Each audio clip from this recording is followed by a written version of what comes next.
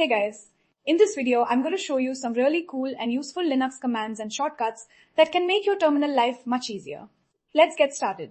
So first I've created an alias called update for the command sudo apt update. Now whenever I just type update, it automatically runs sudo update. Pretty cool, right? Next one, imagine you run a command like ls/root, but you forgot to use sudo. Don't worry, instead of typing the whole command again, just type sudo double exclamation. The double exclamation repeats your last command with sudo, so it'll run the previous command as root. Now here's one of my favorite keyboard tricks, Ctrl+R. This is called reverse search. Just press Ctrl+R and start typing a few letters of any previous command. For example, if I type F, my full Fmpeg command appears. If I type up, my update command shows up. And when I type if, my curl command pops up from my history. This is a real-time saver when you don't want to retype long commands. Next command, ps. It shows all the running processes on your system. I use this command to see the process information for Firefox. Here you can see that my Firefox browser is running with process ID 47868. Now if I want to kill it, I simply type kill-947868 and the process is gone.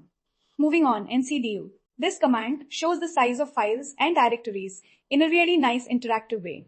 Just type ncd-do and it'll show which folders are taking up the most space, from largest to smallest. Perfect for cleaning up your system. Next, Ctrl+A and Ctrl+E. These two shortcuts are lifesavers while typing long commands.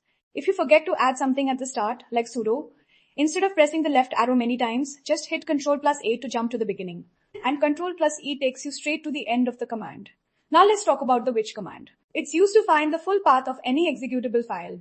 For example, which Python prints the full path of the Python binary. Same with which ncdu. You'll get the exact location where that program is installed. Super useful when you want to check where a command is coming from. Next up, pushd and popd. These commands are used to manage directories like a stack. When I run pushd/var/log, it changes my current directory to /var/log, but also remembers the previous one. Then, when I use popd, it takes me back to the last directory I was in. You can use this multiple times to switch back and forth between directories very quickly. Next command, wc, which stands for word count.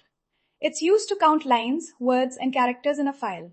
For example, wcl file name. This shows the total number of lines in that file. You can also use it with pipes. For example, to count lines in command output. Simple but powerful.